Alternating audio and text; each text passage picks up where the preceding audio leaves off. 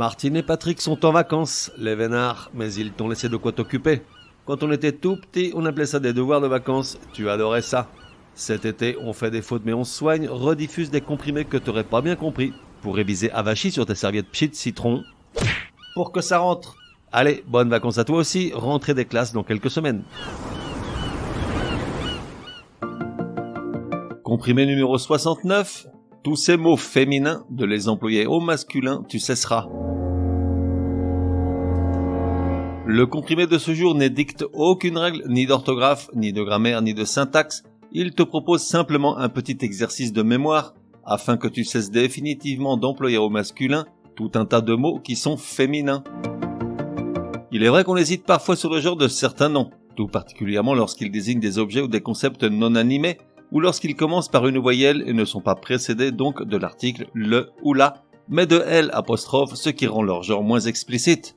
À noter d'ailleurs que apostrophe est bien un mot féminin, on dit une apostrophe.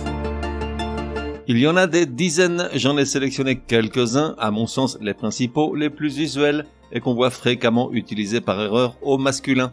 Je te les propose dans leur contexte, tous précédés de l'article une, afin que tu les reconnaisses. Forcément, ça donne, j'avoue, des phrases absurdes et très moches. À l'école, on utilise une écritoire pour y faire une anagramme avec 2 M ou y calculer une abscisse. Côté santé, les adolescents souffrent parfois d'une acné disgracieuse, passent plus rarement par une appendicite et lorsqu'ils se ramassent, ils présentent souvent une vilaine ecchymose sur le genou, ecchymose de CHY, ou plus rarement une omoplate fracturée. En fin de vie, lorsqu'il n'y a plus une seule échappatoire à la maladie, alors il est temps de rédiger une épitaphe. En termes de mobilité, on emprunte une autoroute pour se rendre dans une aérogare, où l'on nous propulsera dans les airs sur une orbite basse. Après la messe, se tenait une agape réunissant les premiers chrétiens. Ça mange pas de pain de le rappeler, on est là pour ça. Effectivement, ça ne coûte rien de le préciser. Dans la phrase précédente, faisons la différence entre le mot féminin agape, employé au singulier, qui se réfère spécifiquement au repas fraternel à caractère liturgique que prenaient les chrétiens dans l'église primitive, et le même mot mais exclusivement au féminin pluriel, qui désigne lui un repas joyeux et copieux entre amis. Un barbecue, quoi.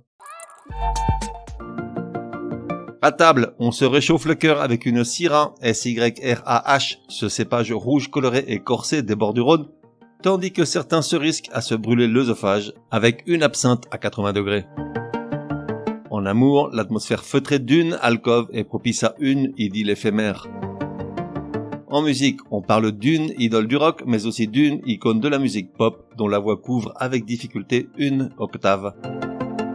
Et pour finir, quelques mots au hasard jetés dans une phrase plus idiote encore que les précédentes. Cet escroc notoire, une espèce de mafieux à qui il manque une vis au plafond, s'est pris les pieds dans une moustiquaire et dans une volte-face inespérée, à éviter de juste s'empaler sur une stalagmite et de s'ouvrir le crâne sur une stalactite. Oui, j'avais prévenu. Demain, on fera le même exercice, mais cette fois avec des mots masculins qu'on emploie indûment au féminin. Résumé du comprimé numéro 69. Pour que ça rentre, comment cesser d'employer au masculin tous ces mots qui sont féminins? Alors il n'y a pas à tortiller, il faut juste les retenir. Voici la liste de tous ces mots utilisés dans le comprimé, tous, sans exception, sont des mots féminins.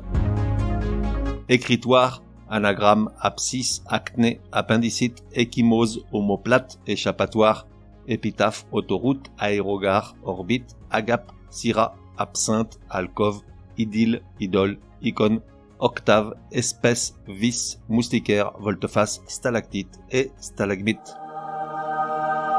On fait des fautes, mais on soigne, te donne rendez-vous demain pour un nouveau comprimé, au moins aussi énervant que celui-ci.